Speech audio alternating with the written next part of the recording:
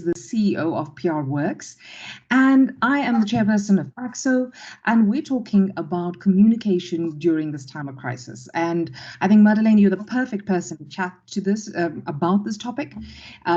It is something that is so lacking for so many companies currently. Lots of companies not sure what to do during this time.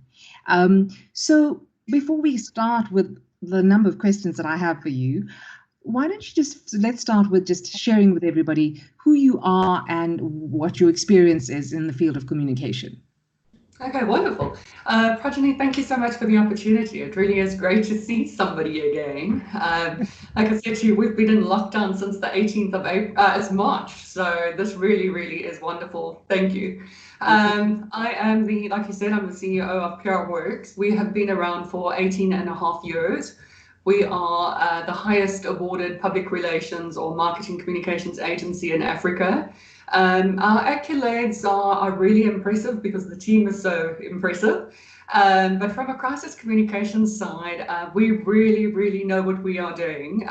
Earlier, a couple of weeks ago, actually, we were awarded as the best public relations company in Africa, and that was specifically related to the crisis communications work that we do. I had a meeting with a client the other day, and he asked, what type of crisis communications have we handled? And I said to him, you name it, and we've basically done it. So from an airline perspective, I handled everything from bird strikes to engine failures to a flight accident, to groundings, to lost dogs on the runway, not even kidding, to a dead cat that was packaged as alive. It was supposed to be dead. They thought they did something wrong. To pilot license fraud. And from a food and franchising perspective, we have handled food poisonings, gum and pizza, rat poisoning. Wow. We've handled the reputation for various ministers, a couple of ministers that are some minor indiscretions that we had to help them to sort out. We have handled elections, which obviously come with their own set of crisis communication issues.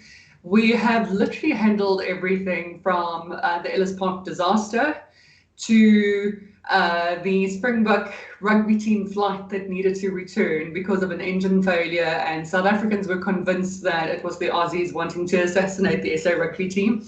Not even kidding when I tell you that.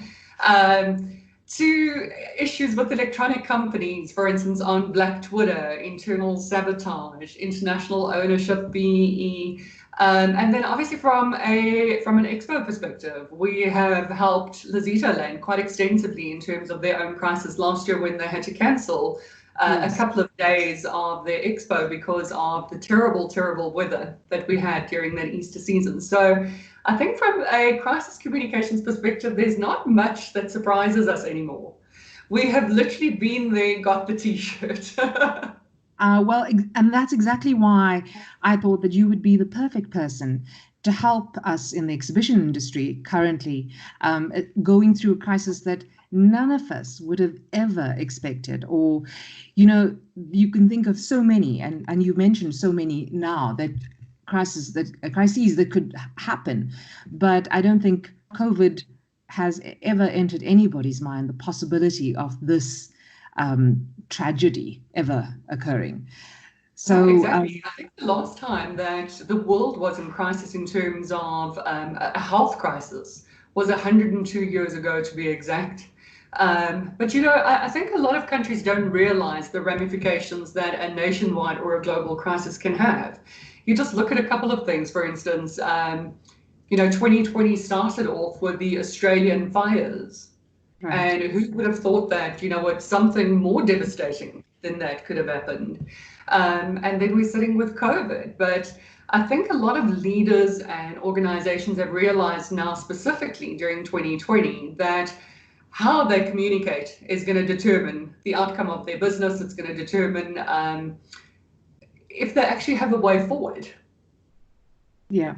Now, one of the questions I have for you, my first question for you is, yes, it is a time of crisis now, right? But we have in the exhibition industry, we have a lot of large companies and we have a lot of smaller companies. So it's owner-run businesses, and not everybody has a communications department or communications team, or even maybe one person that is responsible for comms in the company. So whether you're a big company or small company, I think the same detail still applies. Should you speak up during this time, or should you just be quiet? Should you just lay low as a company? No, definitely not. I had a media interview a couple of weeks ago, and I actually just want to find this on my computer right now to give you an idea of what I'm talking about. And they asked me the same question, is it only senior management that is responsible to communicate during this time? And the reality of the situation is that regardless of who takes on that role within the company, open, honest, transparent communication needs to happen. Section 8, in brackets 1, I never know how you actually say this, so Section 8(1) of the Occupational Health and Safety Act states that the employer of a business is responsible for providing and maintaining a safe and healthy working environment that is without risk to employees and others. So often this means that if you fail to communicate, whether you are the managing director of your company or the CEO of your business or head of marketing or comms, or whether you are a two-man show, it doesn't matter. The labor law is applied consistently, as well as any of the legal systems in South Africa. So if you're saying that my company is immune to what is happening right now, you're sadly mistaken. So whether you're a one-man show, a two-man show, or you employ 10,000 employees, everybody will be held responsible and accountable for providing a safe working environment. So if that safe working environment means you have to protect yourself, so be it. If you have to protect your employees, so be it. If you have to protect your exhibitors, so be it. If you have to bring in, or if you've literally got people coming through to your expo, you have to protect them. So at the end of COVID, I would not be surprised if somebody like the Department of Labor or the Department of Trade and Industry held companies responsible for their actions during this time. So how you communicate now is going to determine, like I said, the prosperity in the future or the longevity of your business. If you don't communicate right now, there's obviously the risk of not continuing. And I think this is the frightening part, because a lot of people have come to me to say, but I actually don't know what to say during times of COVID. Yes. But unfortunately, that's not good enough. Ignorance is not going to count. Whether you go onto any one of the government websites, and there are numerous websites available with accurate information, and again, that's something that we need to distinguish, is that false reporting is also real. So if you turn to government's website, you know that you're going to get accurate information, and you need to communicate with your employees, and you need to communicate with your stakeholders. And people ask, how do we communicate? And my first question is, who are you communicating with? So if you're communicating with your employees, you need to understand that not everybody has the same educational background. So if you're putting out a message and it literally is aimed at senior management or executive level, and it's not understood by the lower levels, again, you are held responsible, because your communication is your responsibility. So in terms of transmitting the message and receiving the message on the other side is a major, major responsibility. So you need to make sure that everybody understands what you're trying to communicate. So what are you saying then is that, there's no one size fits all, because you've got different stakeholders within your company. As in the exhibition world, we have our exhibitors, we've got our employees, we've got our suppliers, we've got our sponsors and partners. So we cannot use the same communication that we say, well, we've put out something on our website and that's great, and that can help everybody, right? That's not the attitude we should have. No, 100%, 100%. That definitely is not the attitude to have. So your staff communication is going to be very different to a communication that goes out to an exhibition goer. Your staff need to know that there is longevity within the business, that there is hope, that there is a future, that they're going to be earning a salary, that they can pay their bills, that they can pay their bonds, that they can pay their cars or their school fees, or that they can buy groceries, something as simple as that. So in terms of communicating with your staff, you need to remember that they are your greatest brand ambassadors. So if they're going to go out and they're going to say, well, do you know what, actually my company has not informed me about anything, they cannot stand up for you. And I always say to corporate companies, there's nothing worse than picking up a newspaper and reading something about your company that you weren't aware of. So obviously not everybody on the same scale to say, oh, I'm going to make the front page of Business Day or Business Times. Regardless, if somebody picks up social media, and social media is seen as and we can argue this point, but it is seen as a reliable source of information. So if I put out something on my social media about this specific company, and you as a friend or a follower reads this, it automatically creates an impression. And whether that impression is positive or negative, it creates a reality in my mind. And that reality tells me who you are as an organization. So again, making sure that you communicate with your staff and using them as those brand ambassadors. And so the next question that I'm asked is, what do you say? Yeah, what do you say? I mean, what should you be saying? I think the reality of this is not the time to hide.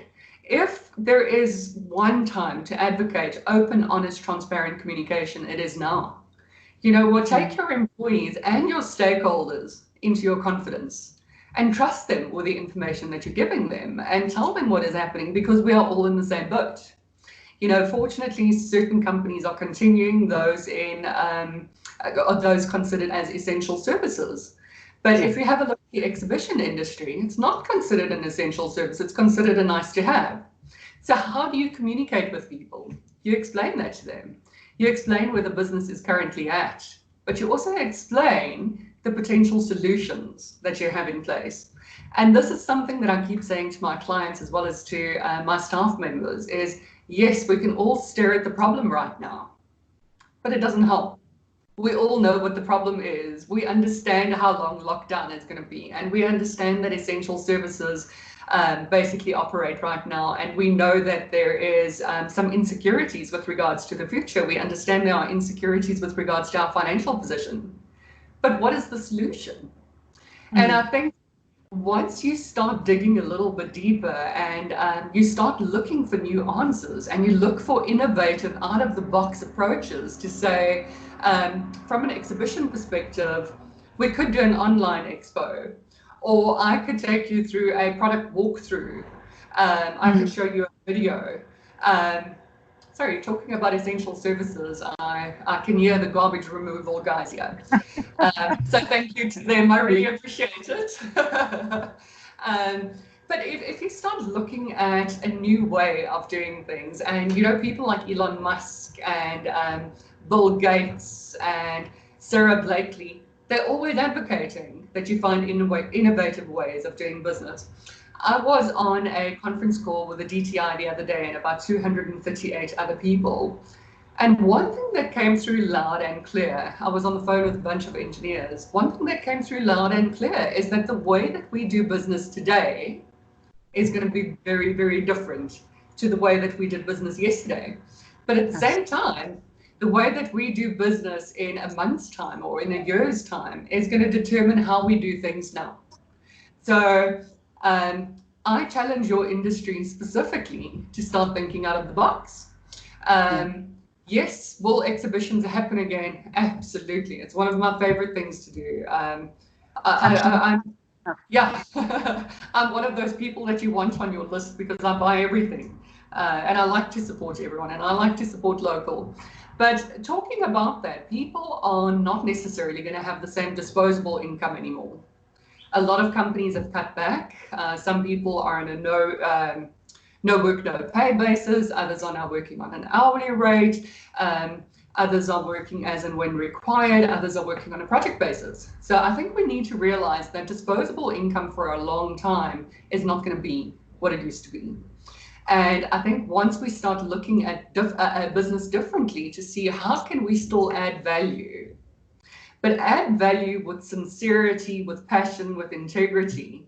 So it's not just, oh, this is a beautiful conference to have, look at this beautiful mural behind me, but really adding value to the consumer. And I think having that relationship now, and that's when you really start making a difference. Yes, but exactly what you're saying in terms of making sure that you keep that relationship open now, with communication, to relevant communication to the different parties, shows your sincerity, your authenticity, and that will have long-standing value when your exhibitions come back alive again, whether you an organizer or a service provider. Now, another question I have for you is, how do you, we always talk about measuring communication, right? Yes. In times like this, how would you measure the efficiency of your comms during this time? But you know what? I can give you the textbook answer with regards to this. There are a couple of ways that you can measure, and we'll get into that now. But I really believe what your exhibitors want to hear right now is, how do I measure effective communications during a time of crisis? Is how effective is your bottom line? Are you able to sustain your business? Are you able to continue? Are you able to keep your employees employed? Are you able to pay your bills? Are you able to create sustainability or longevity within the company? And I think realistically, that is the honest answer, is what is the continuity? What is the way forward? What is the future for the business? But if you really want to measure crisis communications to say, did I actually tick the boxes during this time? Or if I get asked that question by the Department of Labour or the Department of Trade and Industry, should it happen? And I can imagine that it would happen. If I was in one of those positions, I would want to make sure that corporate South Africa operated ethically during this time. But there are a couple of ways. There's normally about 5 points or so in terms of measuring a crisis. How quickly do you respond? If you don't respond and if you don't drive the narrative on behalf of your business, somebody else is going to drive a rumor for you. And speculation is going to fill that gap. And unfortunately, oftentimes companies respond too late. And because somebody else has determined the narrative already on your behalf, it becomes so much more difficult to actually tell your side of the story. So number one is be quick. Number two is you need to be compassionate and you need to be real. There's one thing saying, oh, you can see this CEO's letter was written by their PR person. It shouldn't be. During this time, it gives leaders the opportunity to actually create a voice, not only for their organizations, but for themselves. And again, whether you're a small to medium enterprise or you're a large organization, it gives you as the business owner the opportunity to connect with your stakeholders compassionately. So, sorry. No problem. We just need to understand that once we know what those stakeholders want, we can actually start answering their questions. Like I said, your internal as well as your external stakeholders are going to vary vastly. So your staff are not going to have the same questions as your exhibitors. Your festival goers or your exhibition goers are not going to have the same questions as your exhibitors. So I think once you start breaking down your stakeholders and you actually start testing the waters and you ask them, what is it that you would like to know from me? And you come and you go back to them and you can respond honestly and effectively and quickly and compassionately, you're going to maintain those relationships. So that would be number two, is compassion. Number three, I always say to my team, this should be first on the list. But according to the textbook, number three is honesty. There's a saying in the media that says, if you lie, you die. And it really is that simple. If you're going to be telling a whole bunch of lies, or you're going to omit certain facts, or you're going to exaggerate something, it's going to come back to bite you. So people are going to know whether it's the truth or whether you're embellishing the facts or whatever it is. So you can't paint yourself in a position to say, oh, from a financial perspective, we are doing so bad, but you're sitting with 10 or 15 million in your bank account. Yes. So obviously all of those stories come out at the end. So the biggest advice that I can give anyone is communicate honestly during this time, and your stakeholders will appreciate that. So if you give them the bad news and you take them into your confidence, they will be there to support you. Absolutely. And then number 4 is to be informative. So again, people are saying to me, but I'm not a medical expert, or I don't have scientific knowledge, or I don't have the background. What do I say about COVID? You say exactly the same thing that government says. There are certain measures in place, social distancing being number 1, number 2, washing your hands, number 3, do not go out, stay in your house, stay in, communicate out. So there's a whole bunch of stuff that you can say, but start thinking about what is the information that your stakeholders want to know from you. And I think once you start breaking down your stakeholders, and again, how do you define a stakeholder? It's absolutely anybody who has a connection with your business. So if you start breaking down that stakeholder list and you start asking a few of them, what are the questions that you would like answered? And you start packaging informative communication around that, that's when you know that communication is effective. But at the same time, sorry, Brad? I suppose that helps when you come back online. All this communication and the honesty and the information and the relevant information. When you come back, you will be top of mind with your stakeholders. You would have been the one that was there, that was honest and sincere and was there, and it would be an easier transition into getting your business back on track again, right? 100%. And I think once you have checked all of those boxes to say, you know what, I'm quick, I'm controlling the narrative, I'm compassionate because I understand what my stakeholders want, I'm honest about sharing the good news and the bad news. It's also informative, it's not repeating what everybody else is saying because it's specific to my business. But once you've got that platform in place, I think what a lot of people realize is that, or don't realize, is that they need to be interactive. A lot of corporate companies, especially the larger ones, believe that once they've put out a certain set of communications, their job is done. You know, I can tick the boxes to say I have communicated, but you also need to create an interactive platform. And that's why I said to you earlier on, if you know what your stakeholders' questions are, you can give them an honest response. So if you create a platform for interactive engagement, so don't be the corporate company or the brand that switches off your comments on social media. You know, let people ask you those questions. And sometimes the questions are really, really crap to answer, but answer them in any case. And it's when you build that two-way rapport, and it's not just this top-down communication that drives your communication style, that's when you start creating relationships that will take your business forward. Okay. So now, who should be communicating? Is it always a senior manager in your office that should be communicating? What would you recommend? It's, again, you know, it totally depends on the organization. I believe that you always need to lead from the top. If you're going to be the CEO that sits behind the PR agency or sits behind the marketing communications person, it becomes evident.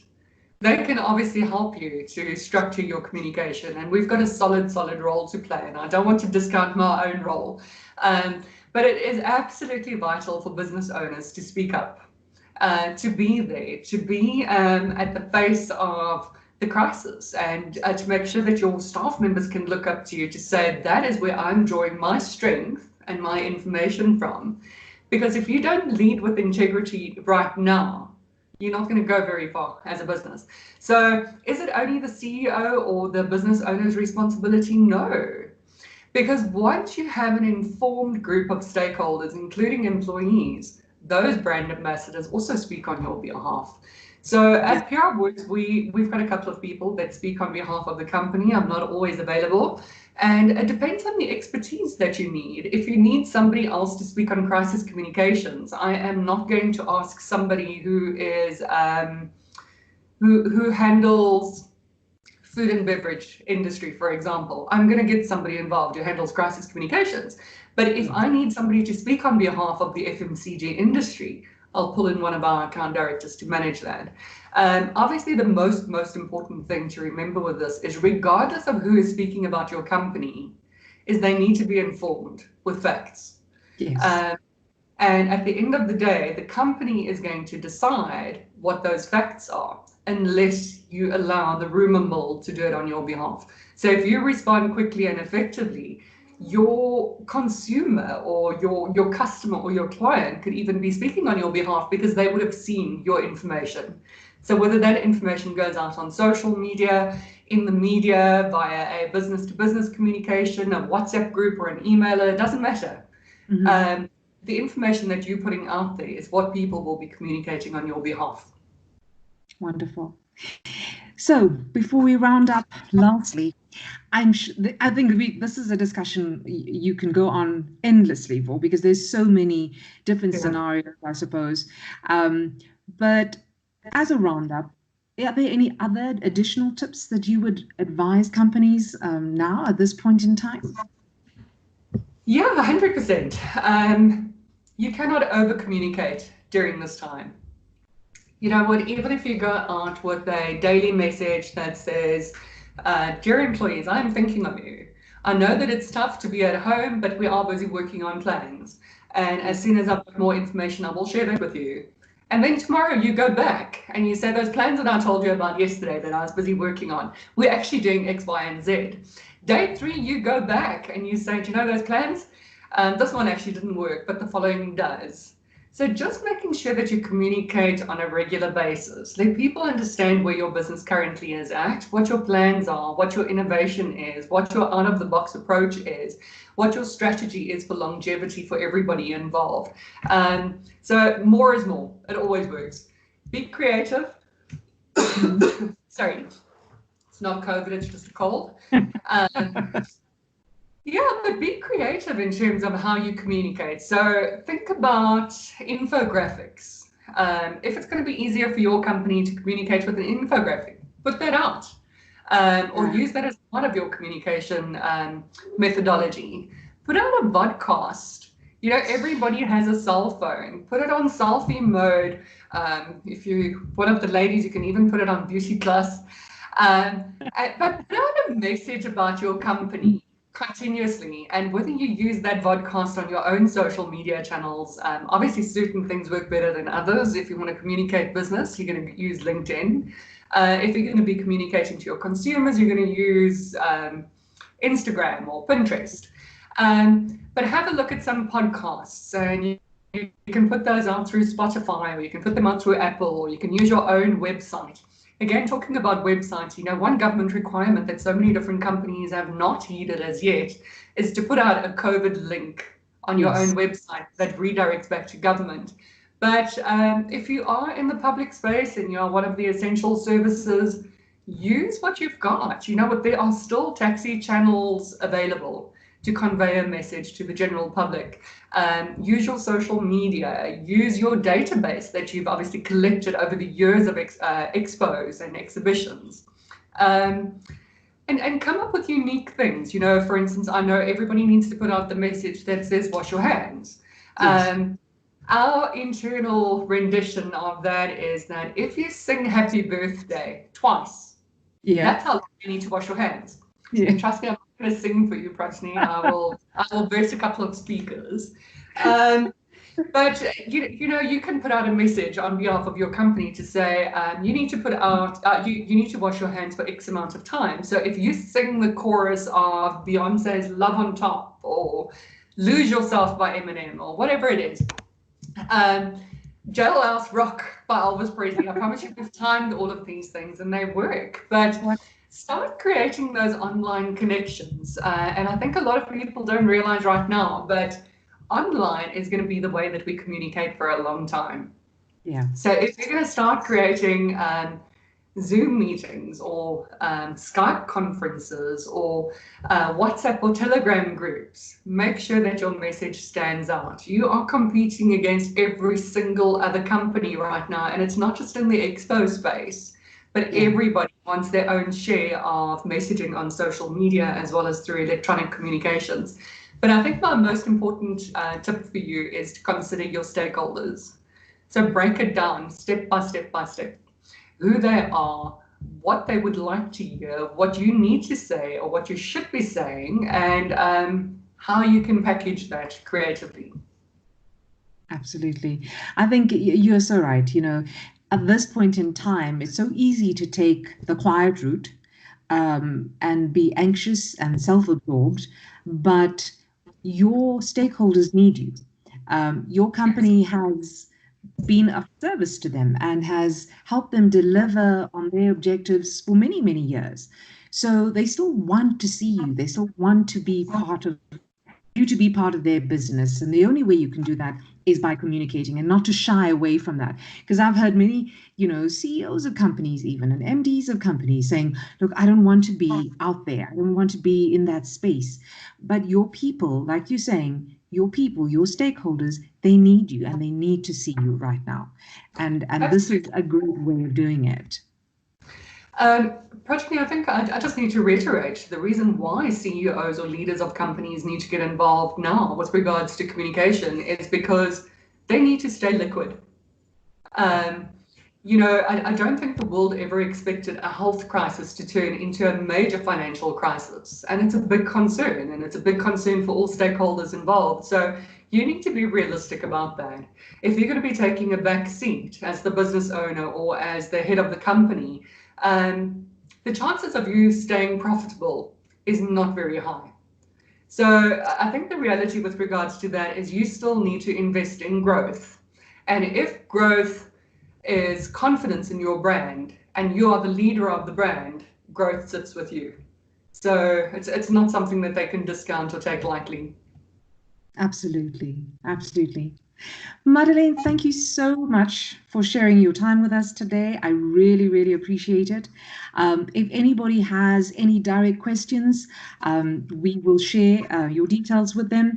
AAXO has all your details. Madelain Roscher is the CEO of PR Worx and has been a colleague of mine for many years, that we all look up to because she offers such valuable information and advice. And I know that everybody that's watching this will take so much out of it. And I hope to see all of this communication out there from the different companies. And as we're saying, each of them has their own uniqueness about them. So we look forward to seeing all of that. I know you'll be watching our industry too. Thank you for your support, as always.